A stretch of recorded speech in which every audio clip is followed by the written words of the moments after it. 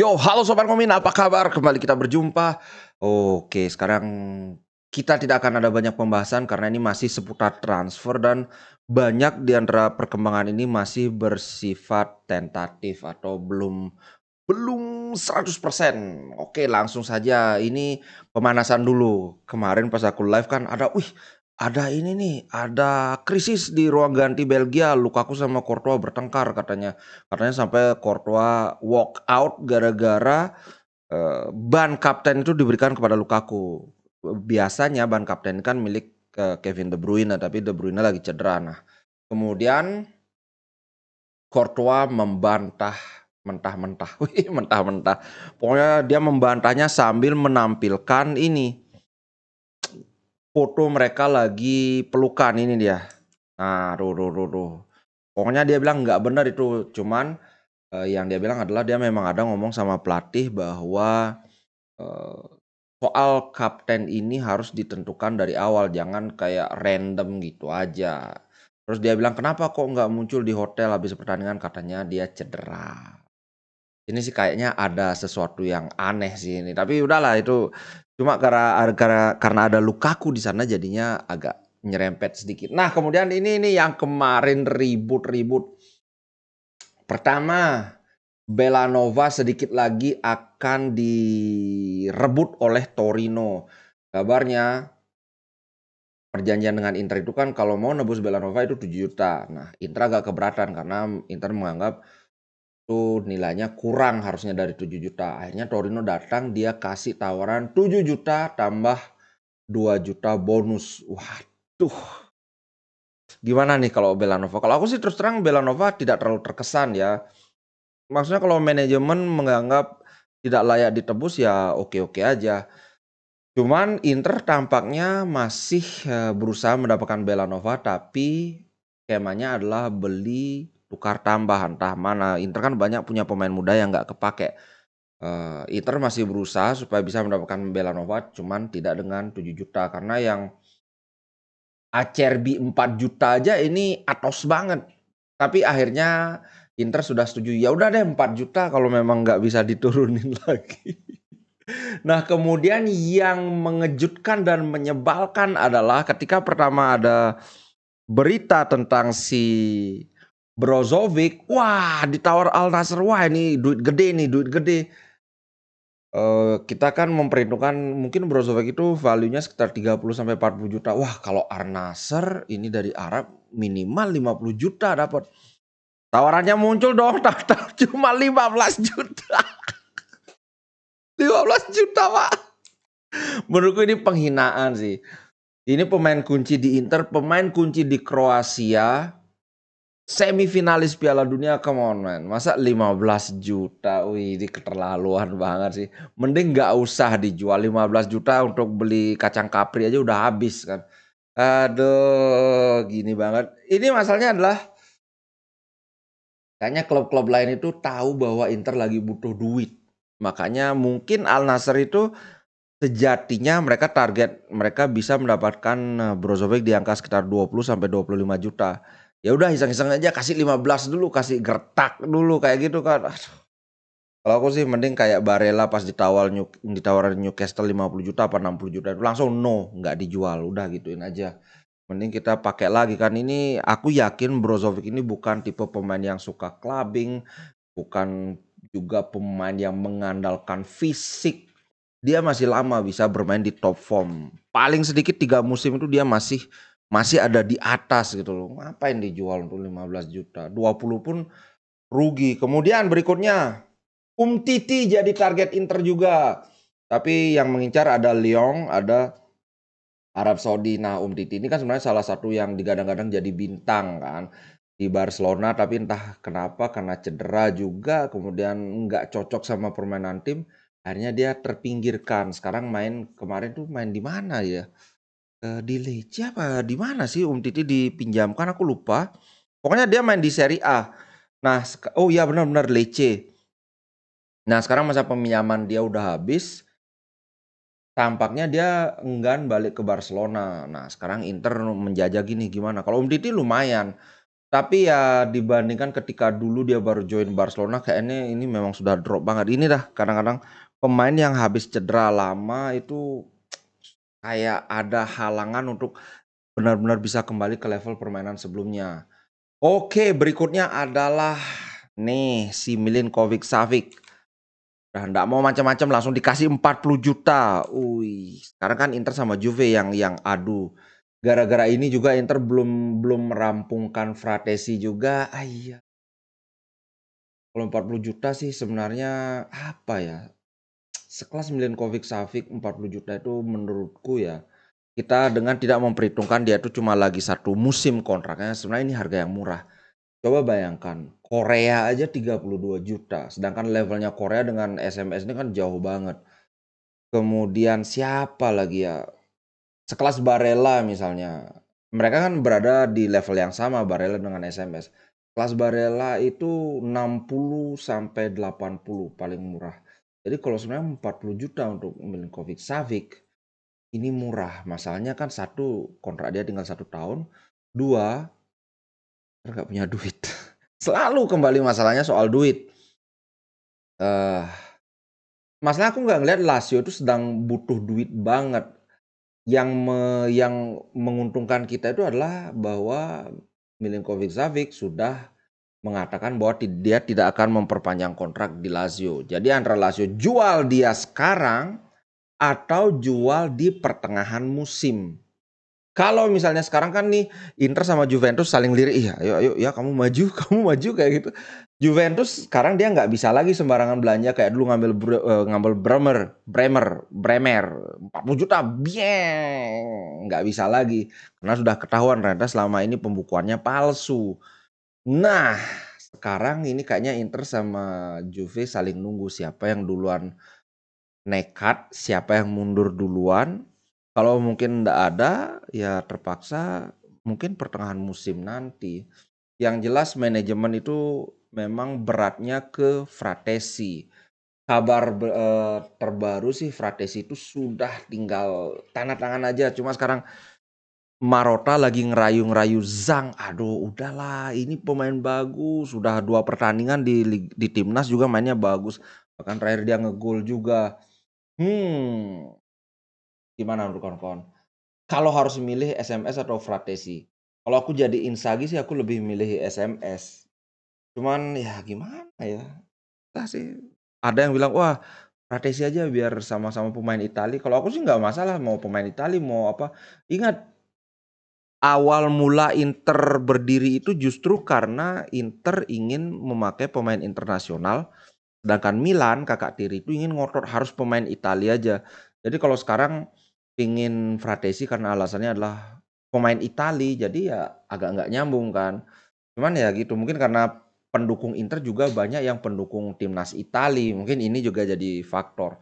Oke, berikutnya soal Onana. Nah, Onana ke Chelsea ini kayaknya sudah hampir pasti nggak akan terjadi. Sekarang MU. Nah, cuman MU masalahnya gini, dengan MU mereka itu sudah hampir pasti kehilangan David De Gea. Sekarang mereka itu sedang mempertimbangkan antara Onana, kemudian kipernya Porto itu Diogo Costa sama kipernya Brentford. Onana ada di prioritas utama. Kalau aku ngelihat sih ya MU bukan klub yang lagi kesulitan duit ya. Kalau mereka mau ya 60 juta. Apalagi kabarnya kan Inter buka harga di 60 juta kayaknya gampang buat mereka bayar 60 juta. Cuman kalau kawan-kawan tahu Onana memang dulu pernah dilatih sama Ten Hag waktu di Ajax. Tapi di musim terakhirnya dia mulai terpinggirkan karena dia kan ada kasus doping gitu. Kalau nggak salah 8 bulan gitu dia absen. Setelah hukumannya dia berakhir, dia juga nggak dapat main. Cuma dalam 1 musim itu total dia cuma main 8 kali di musim terakhirnya dia sebelum ke Inter. Nah, bisa jadi Onana agak ogah kalau mau lagi mungkin dia ada dendam atau gimana, tapi kita nggak tahu gimana akhirnya nanti. Harapanku sih Onana jangan dijual karena ini sangat nyambung dengan gaya permainan Inzaghi. Begitu sih, Bray. Next, ini ada hal menarik intermezzo aja. Ternyata keselio lidah, bukan keselio lidah sih, secara sekilas si Guardiola mengakui bahwa ini biar nggak dibilang aku gini. Only won the Champions League because Romelu Lukaku missed free header from 3 yards out. Menang di Champions League final gara-gara Lukaku headernya atau sundulannya itu miss, itu padahal jaraknya cuma 3 yard. 3 yard itu kayak 3 kaki. Karena kan kebetulan sekali Lukaku nyundul itu benar-benar ke arah kiper. Ini dia ngomong sendiri di bagian bawah tuh. Nih. Itu butuh waktu 8 tahun untuk memenangkan Liga Champion. Dan aku adalah juara Eropa saat ini karena seorang striker, dalam hal ini Lukaku, meleset dari jarak 3 kaki. Jadi bikin sakit hati aja sih sebenarnya kayak gini-gini. Kemudian soal Lukaku, wih, Chelsea sebenarnya mereka ternyata harus menyeimbangkan pembukuan karena kalau enggak mereka kan kena semprit FFP lagi. Karena tahu sendiri kan musim lalu mereka belanjanya jor-joran padahal nggak ada pemasukan. Nah itu Koulibaly, kemudian siapa itu banyak banget yang sudah eksodus ke Liga Arab. Salah satunya adalah Lukaku. Nah ini ada 4 atau 5 pemain yang dibilang sudah menyatakan persetujuan awal untuk ke Arab. Ada Koulibaly, kemudian siapa? Mana itu aku lupa. Pokoknya Lukaku saja yang satu nyelip dia nggak mau. Pokoknya gimana caranya biar Inter. Aku sih kasihan sama Chelsea gara-gara ini mereka benar-benar aduh, masa udah beli mahal-mahal 100 juta sekarang. Cuma ya memang mungkin kita diuntungkan atau bisa jadi kita dirugikan tergantung dari mana kita memandang kan. Di satu sisi kita diuntungkan ya kita bisa apa ya menekan Chelsea, ya udah kasih pinjam harga murah kan. Tapi di sisi lain kalau kawan-kawan ingat musim lalu kita batal mendatangkan Dybala gara-gara Lukaku. Memang sih Dybala di Roma juga sering cedera, tapi masih lebih produktif dibandingkan Lukaku. Kalau nggak salah dia 11 gol, Lukaku 10 gol. Dan gajinya lebih murah. Dan karena itu permanen, kalau kita mau kita masih bisa jual. Nah sekarang gara-gara Lukaku juga Inter agak mengerem pembelian Retegui. Sungguh menyebalkan saudara-saudara. Nah kemudian ini ada yang agak menarik tentang Mulattieri. Ribetnya tuh kayak gini. Inter meminjamkan Mulattieri ke Frosinone. Nah, kemudian itu ada opsi beli sebesar 4,2 juta. Akhirnya dibeli sama Frosinone 4,2 juta. Nah, sekarang Inter juga memasukkan klausul buyback. Buybacknya aku nggak tahu berapa, pokoknya sekitar 6 juta atau berapa. Jadi Frosinone udah bayar Mulattieri. Kalau Inter mau ngambil Mulattieri harus bayar lagi dengan Frosinone udah pasti dapat profit. Nah rencananya adalah Inter Milan akan melakukan opsi buyback ini karena Mulattieri akan langsung dipakai sebagai paket pembelian si Pratesi. Aneh. Aku mikir kenapa mesti dipingpong itu setiap transaksi itu kan harus ada bayar pajak lagi kan. Sebenarnya kan agak rugi tapi entahlah mereka lebih mengerti. Katanya sekarang Pratesi sudah hampir pasti ke Inter dengan paket itu 30 juta tambah Mulattieri. Itu aja. Kalau aku sih ya Pratesi ini pemain bagus. Cuman kalau Milinkovic Savic kayaknya kalau Inter ngambil Pratesi kemudian Brozo kayaknya udah nggak jadi dijual karena tawarannya cuma 15 juta.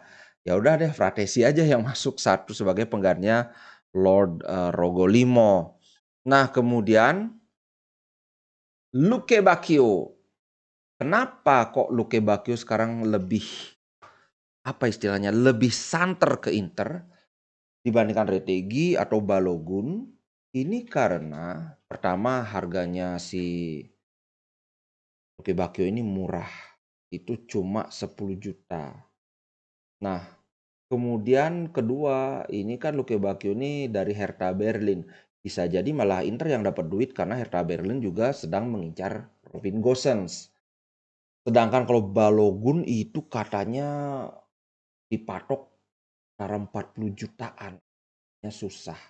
Itu ya dari segi harga. Yang kedua dari segi profil pemain. Korea sudah hampir pasti keluar dari Inter. Nah, dari segi karakter permainan, Luke Bacchio ini yang mendekati Korea. Dia adalah sosok yang bisa dribble, yang kuat dalam one on one, dalam artian bukan seperti Lukaku one on one itu kan dia ngadu fisik, tapi kalau Luke Bacchio ini tipe yang dribble ya, gocek-gocek sana sini gitulah. Cuma terus terang aja kalau aku sih mending Retegi. Selain Luke Bacchio ada juga Nzola. Nzola ini umurnya 26 tahun. Menurutku kalau Nzola diambil oleh Inter ini akan jadi pengganti yang sepadan dengan Lukaku. Itu sih menurutku. Kalau kawan-kawan ingat gimana kita waktu lawan Zola, lawan Spezia kan, gimana Zola itu hold up play-nya sangat bagus, bahkan bisa juga gocek dikit, secara fisik oke. Itu sih.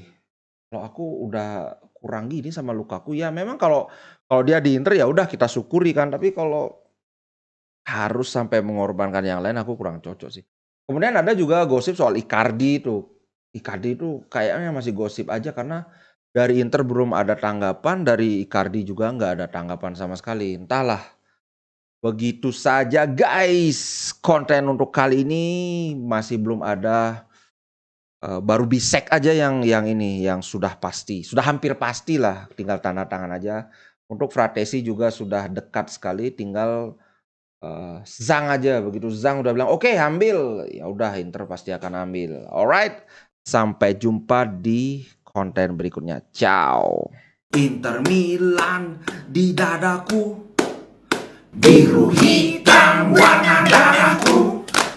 Level winnernya Itali tidak pernah degradasi. Inter Milan kebanggaanku.